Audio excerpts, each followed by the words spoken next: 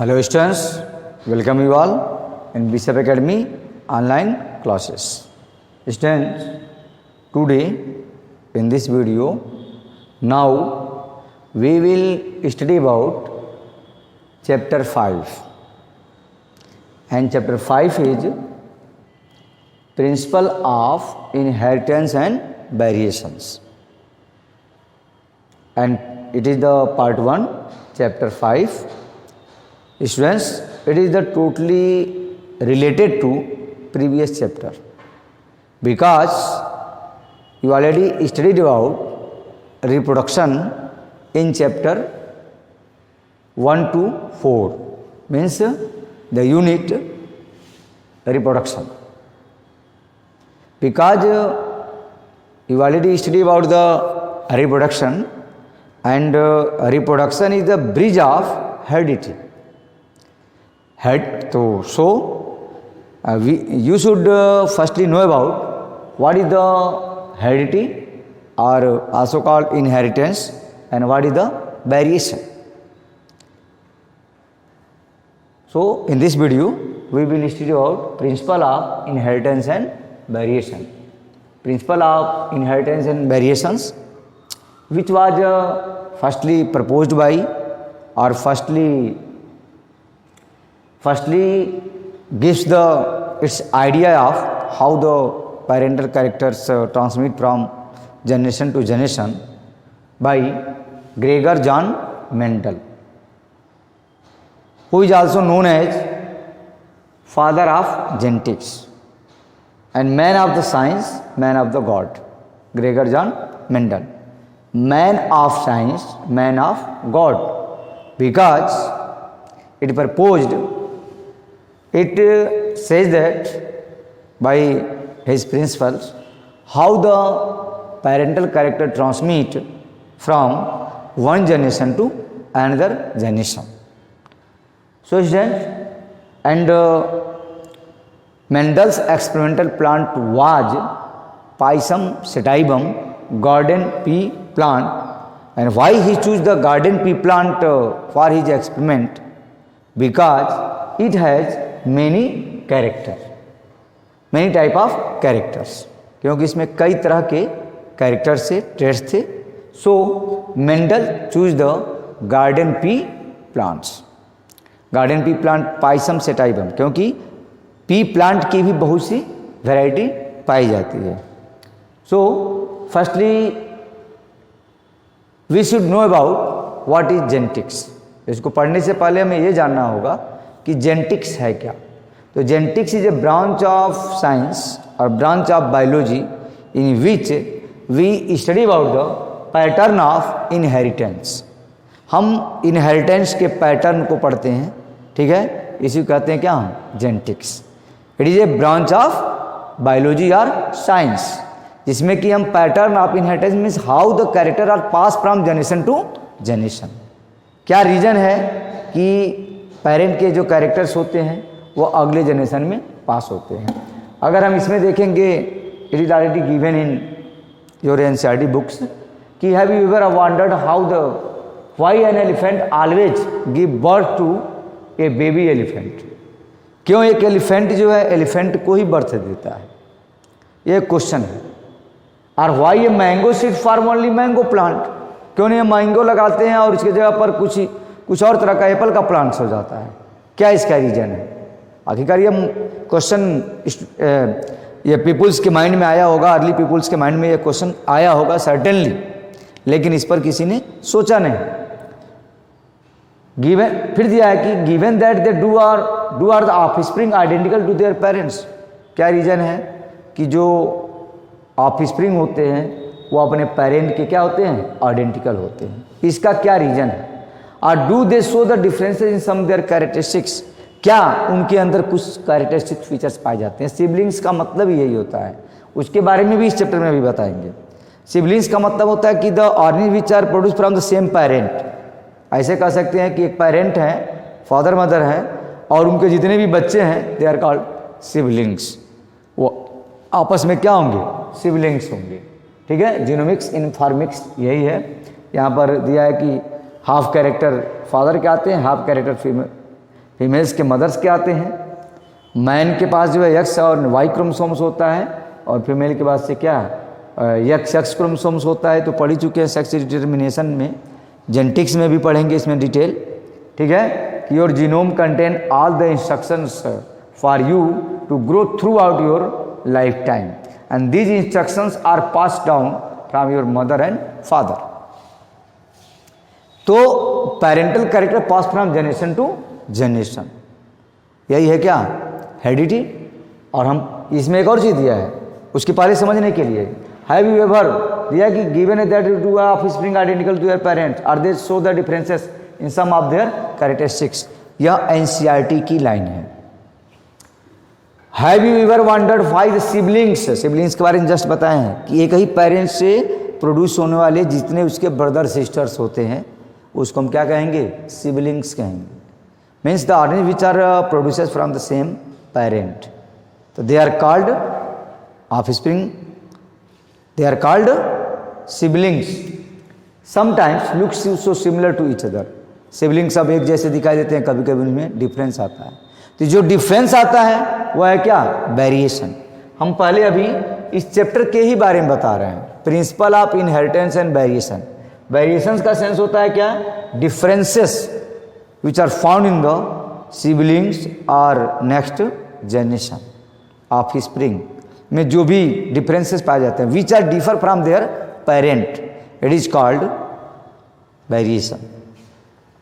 These are the और sometimes even so different, कभी कभी वह सिबलिंग्स जो है सेम होते हैं, कभी कभी क्या होते हैं, डिफरेंट भी होते हैं, ये भी चीज़ें हैं। And these are the several related questions are dealt with scientifically in a branch of biology known as genetics, जिसके बारे में हमने बता चुके हैं। जेनेटिक्स क्या है, it is a branch of biology in which we study about the pattern of inheritance और study about the chromosomes, DNA और genes, means how the character are pass from one generation to another.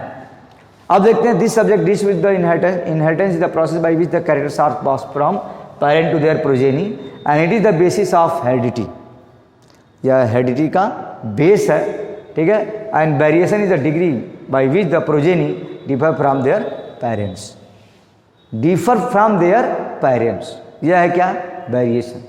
And variation भी required है, variation ensure the survival of species.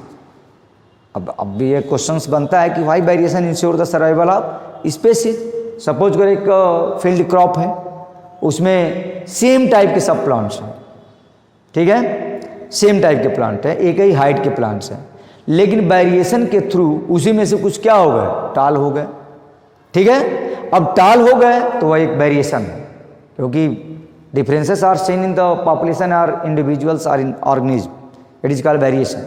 Variation का sense यही होता है। तो जो टाल हो गए और सडन मान लो फ्लड आया, उस फ्लड के थ्रू जो 60 वाले प्लांट से सब डूब गए, लेकिन कौन बच गया, जो टाल वाला था। क्यों बच गया, इसके बचने का रीजन क्या है, इसके बचने का रीजन यह है वेरिएशन। वेरिएशन के थ्रू वो बच गया, तो variation ensure the survival of species. अब वो बच गया तो कम से कम एक ही साथ उस क्रॉप फील्ड की पूरा जनरेशन ही नहीं समाप्त हुआ, कुछ प्लांट उसमें से क्या हो गए, बच गए, ताकि उसका अगला जनरेशन भी क्या रहे, कंटिन्यू रहे, जो कि हम पढ़ चुके हैं रिप्रोडक्शन में। A process by which an organism produces own kind of organism, अपने ही जैसे ऑर्गेनिज्म को प्रोड्यूस करता है, यह है क्या, रिप्रोडक्शन। और रिप्रोडक्शन इज द ब्रिज। अब इसमें क्या पढ़ेंगे, how the characters, how the parent produces same type of organism for continuity of their species. यह है क्या, हेरिडिटी और इनहेरिटेंस, दोनों में यही डिफरेंस है और रिलेशनशिप भी है। Reproduction is the bridge of heredity, बिना रिप्रोडक्शन के ही थ्रू तो अगले जनरेशन में कैरेक्टर पास होते हैं, ठीक है। ह्यूमंस को अगर देखा जाए तो human knew from as early 8000 to 1000 BC before Christ that one of the causes of the variation was hidden in the sexual reproduction. इस चीज़ को काफ़ी समय पहले ह्यूमन इस चीज़ को जान गए थे कि वेरिएशन का जो काजेज है वह कहाँ छिपा हुआ है, रिप्रोडक्शन में। अभी जस्ट बताया reproduction is bridge of heredity. they exploit the variation that were the naturally present in the wild population of plants and animal to selectively breeds and select for organism that possesses desirable characters। जैसे इसमें दिया है कि इसका causes variation के बहुत से causes होते हैं, जीन फ्लो है, जेनेटिक ड्रिफ्ट है, ठीक है, म्यूटेशंस हैं, ठीक है, sudden inheritable change in genetic material, ठीक है। जेनेटिक ड्रिफ्ट का भी मतलब होता है कि यह change in the frequency of gene by chance, या जीन फ्लो यहाँ पर दिया है कि movement of the gene from one population to another, या माइग्रेशन, माइग्रेट करके कोई आदमी दूसरे प्लेस पे चला गया, वहाँ के इन्वायरमेंट के अकॉर्डिंग अपने आप को क्या कर लिया, एडाप्ट कर लिया। तो पहले वाले पॉपुलेशन से हम पढ़ेंगे उसको, फाउंडर इफेक्ट में है वो, ठीक है। तो पहले वाले पॉपुलेशन से वो सर्टेनली क्या है, डिफरेंट है, तो उसे कहेंगे क्या हम, माइग्रेशन के थ्रू भी वेरिएशन आ गया।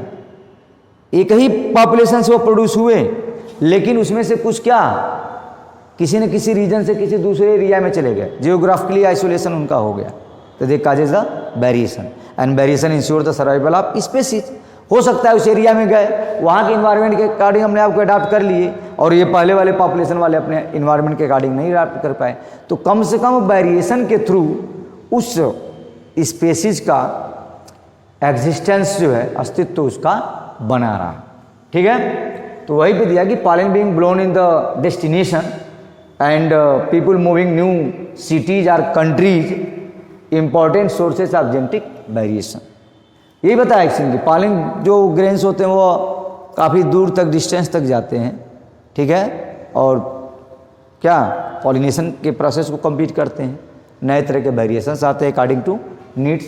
या यहाँ पर इंसेक्ट का एग्जांपल दिया है कि इनमें वेरिएशन आया है और यह ब्राउन कलर से और ग्रीन कलर के हो गए हैं, ठीक है। जैसे इसके पीछे एक स्टोरी है कि जैसे कि क्लास 10th में था कि एक किसी एरिया में कई एक बीटल्स पाए जाते थे इस कलर के, ठीक है, या रेड कलर के बीटल्स थे।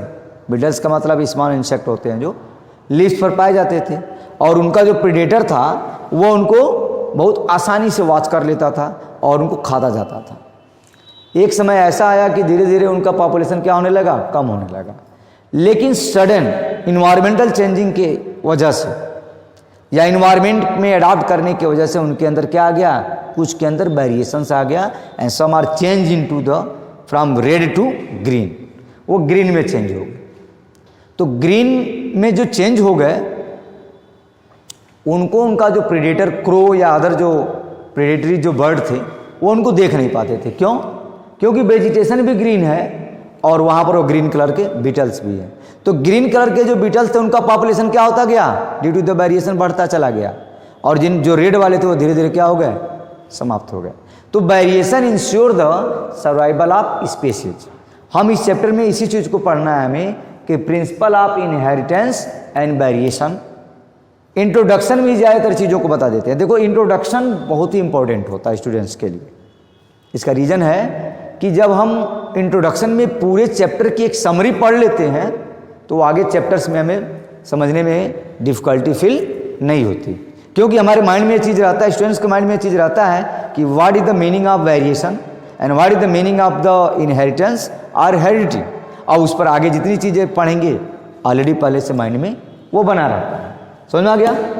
अब इसके बाद देखेंगे कि कुछ जो है जिसके जैसे इसका एक एग्जाम्पल इसका कि selectively breeds and select the organism that are the possess desirable character. Wild population of plants and animal naturally present होते हैं जो selectively breeds and select for organism that possess desirable character. उनके according desirable character आ गया। Example में देखेंगे कि through the artificial selection, या आर्टिफिशियल सिलेक्शन आज भी है। आखिरकार जो डॉग्स की डिफरेंट वैरायटी होती है, बहुत से लोग जो है पेट्स एनिमल के फार्म में वूली डॉग को लाते हैं जो माउंटेनियस रीजन में पाए जाते हैं, लेकिन वो ऑर्गेनिज्म भी यहाँ पर क्या हो जाते हैं, सर्वाइव कर जाते हैं, और धीरे धीरे हो सकता है कि उनका काफ़ी समय तक रहने के बाद इधर के एरिया में वो क्या कर जाए, सर्वाइव कर जाए।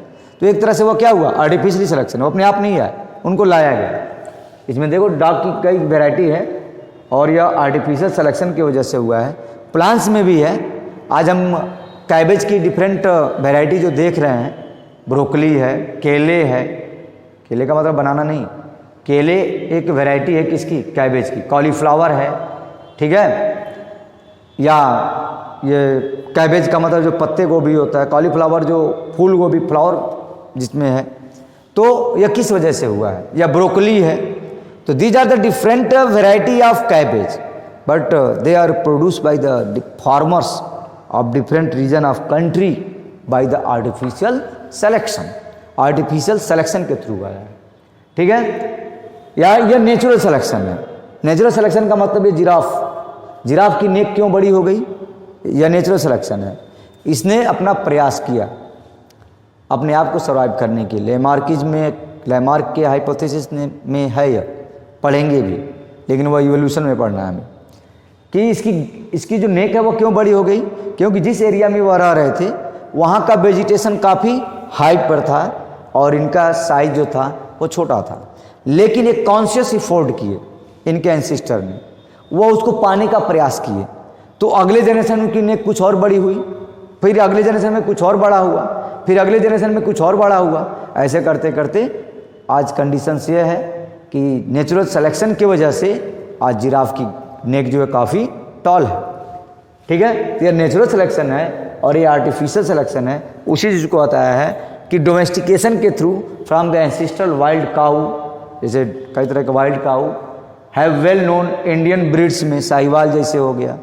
अपने ही कंट्री में डिफरेंट वैरायटी के काउज की वैरायटी है ना, साहिवाल काऊ इन पंजाब, साहिवाल, ठीक है, और भी है वैरायटी। आज तो देखो होल्डस्टीन फ्रीजियन, ठीक है, या जर्सी, तो ये क्या है, अदर कंट्री से लाए गए हैं, यहाँ पर उनको जो है ये उनका डोमेस्टिकेशन किया जा रहा है। धीरे धीरे उस इन्वायरमेंट में क्या करते जा रहे हैं, वह एडाप्ट करते जा रहे हैं।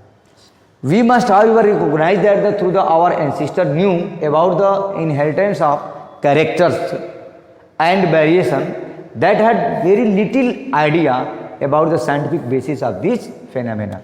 लेकिन इसके बारे में यह कैसे हो रहा है, चाहे वह नेचुरल सिलेक्शन है या आर्टिफिशियल सिलेक्शन है, इसके बारे में उनको कोई भी बहुत ज़्यादा कुछ आइडिया नहीं था। इसी चीज़ को मेंडल्स ने क्लियर किया। बाद में टी.एच. मॉर्गन आए और भी बहुत से साइंटिस्ट आए, सटन एंड बावेरी आए, जिसने क्रोमोसोमल थ्योरी ऑफ इनहेरिटेंस दिया। बाद में मॉलिक्यूलर जेनेटिक्स का लेवल बढ़ता गया। आज हम डीएनए को जान सकते हैं, डीएनए का मैनिपुलेशन कर सकते हैं, ठीक है। लेकिन जो इसका बेस है प्रिंसिपल ऑफ इनहेरिटेंस, इसको स्टार्ट किया किसने, इस पर थिंकिंग किसने किया, तो ग्रेगर जॉन मेंडल्स ने। So Gregor John Mendel is known as the father of genetics.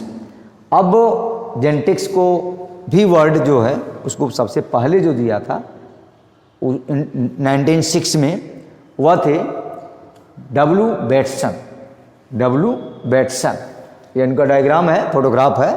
Photograph से बहुत कोई मतलब नहीं है, लेकिन चूंकि डिटेल पढ़ रहे हैं, ऑनलाइन पढ़ रहे हैं, तो इन चीज़ों को तो थोड़ा जान ही सकते हैं। हो सकता है क्लास में तो केवल डायग्राम तो दिखा नहीं पाएंगे उसमें, क्योंकि बुक में तो दिया भी नहीं है, ठीक है, लेकिन इसके थ्रू तो बता सकते हैं ना कि डब्ल्यू बेटसन यह दिया है कि किसने इसका इंट्रोड्यूस किया था सबसे पहले 1906 में। It was the derive from the Greek word gene, उसी से बना है जेनेटिक्स, जीन, जिसके बारे में हम पढ़ेंगे 10th में पढ़ेंगे, gene in the unit of heredity. ये बाद में आया, मेंडल के समय में नहीं था। मेंडल ने उसको क्या बताया था, फैक्टर बताया था, which means the become are to grow in to, इनके अकॉर्डिंग, कि जो ग्रो करता है, आगे बढ़ता है। Therefore genetics is the science of coming in to being, ठीक है। तो जेनेटिक्स क्या है, branch of science, branch of biology, in which we study about very simple, we study about pattern of inheritance. Meaning of the inheritance and heredity का तो बता ही चुके हैं। Also called inheritance, biological inheritance is the passing from traits from parent to their offspring, ठीक है। Heredity का meaning क्या हुआ, transmission of character from parent to their offspring is called heredity, ठीक है, either through a sexual reproduction और sexual reproduction. बस यही डिफरेंस है कि ये सेक्सुअल रिप्रोडक्शन तो there is no variation comes in the a sexual reproduction, पढ़ चुके हैं, and variation are seen in the sexual reproduction because in the sexual reproduction two types of it is a biparental type, यानी two types of parents are involve. यहाँ पर देखो दिया है affected father and unaffected mother है, मान लो Y linked inheritance है, तो अब इससे अब कैरेक्टर या पास हुआ है अगले जनरेशन में। यहाँ पर अफेक्टेड चाइल्ड है, अनअफेक्टेड चाइल्ड भी है, अफेक्टेड चाइल्ड भी है और अनअफेक्टेड चाइल्ड है, क्योंकि अफेक्टेड फादर है और अनअफेक्टेड मदर है, तो दोनों कैरेक्टर पास हुए हैं अगले जनरेशन में। तो transmission of character from one generation to another generation is called inheritance और हेरिडिटी, ठीक है। अब आते हैं वेरिएशन। वेरिएशन के बारे में पहले भी बता चुके हैं। वेरिएशन का सेंस है क्या? Differences are seen in the individuals और इन पॉपुलेशन। ज़्यादातर वेरिएशन दिखाई देता है किसमें? पॉपुलेशन में। मीन्स अभी जस्ट बताएं कि एक ही पेरेंट्स के अगर 4 प्रोजेनी है तो ये कोई ज़रूरी नहीं है कि सभी एक जैसे हों, उसमें हो सकता है 3 एक जैसे हो, एक डिफरेंट हो, तो वह क्या है? वेरिएशन है। और ये भी बताया कि variation is required, variation is ensure, variation ensure the survival of species. इसका एग्जाम्पल क्रॉपफील्ड का बताए हैं। तो variation means the change, addition of organism, ठीक है, टू द वर्क्स, ठीक है, the time scale in which the works are completed and order the way in which the works are to be completed and which is instructed और approved as a variation under the clause in the contract dealing with the variation to the contract. अब इसके through तो समझ में आएगा ही, लेकिन उतना better से इसको नहीं समझ सकते वर्ड को, लेकिन जो सिंपल है वेरिएशन का मतलब क्या? Differences. Differences are seen in the individuals are in population is called variation. अब यहाँ पर वेरिएशन के टाइप्स भी होते हैं 2 तरह के, कॉन्टिन्यूअस और डिसकॉन्टिन्यूअस। कॉन्टिन्यूअस वेरिएशन का मतलब जो कॉन्टिन्यूअस चल रहा है वेरिएशन हर जनरेशन में, different characteristics with in A population, जैसे हाइट, बॉडी, मास, इंटेलिजेंसी, ये सब क्या है? कॉन्टिन्यूअस वेरिएशन है।